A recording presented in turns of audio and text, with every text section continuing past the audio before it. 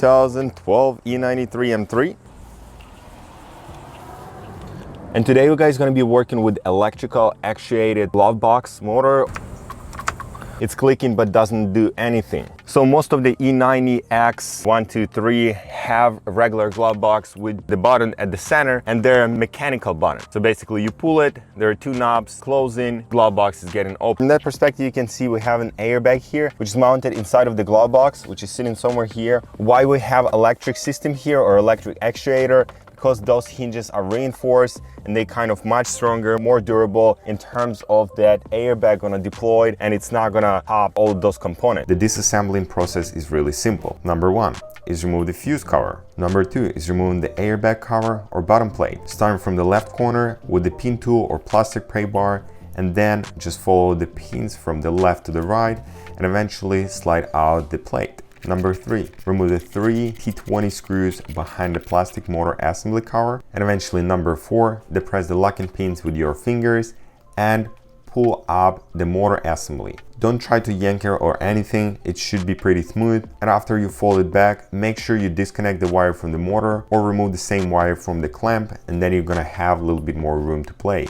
The easiest way to find out what component you need to replace, it's use the multimeter with the key to unlock position, then connect the multimeter to the motor connector, which have green and red wire. And meanwhile, pull in the glove box button. In that situation, you have to have power passage, which is around 12 volts plus minus. If not, you have the problem with the button itself. In my case, whenever the key in unlock position and I'm pulling the lever, I have the clicking. That means the car is smart enough to see there is some problem and motor is stuck and some component does not respond to the button action. Personally, I didn't do any testing with the multimeter, as probably suspected. Since the motor lever, which is supposed to move hinges, was extremely tight and a foamy stopper was shifted down, I find out about it by undoing the 3 T20 screw from the motor and unlinking the spring, which was pulling locking mechanism back. On the top of that, to release the motor assembly, you need to pop out the locking pins from the guide, and now we can remove the motor housing with the gear assembly. From that step, things start getting pretty straight. Pull the servo out of the assembly I prayed from the back opening. After that, we can connect it to the outlet and voila, it's working. Since the motor is in a working order, now let's inspect the gears. The copper one from the servo looks just fine, but the other one, which is plastic, had some wear. In that case, after motor was doing enough force to the plastic gear, it was making damage to it, and on top of that, it was getting stuck. With further inspection, I find out that the foamy stopper for plastic gear wasn't on the proper spot, and whenever we was getting glove box in action, that part was slamming in the metal piece, and from that we start having tear and wear on the plastic component. So there's not gonna be too many ways to fix that issue. First and obvious one is purchase the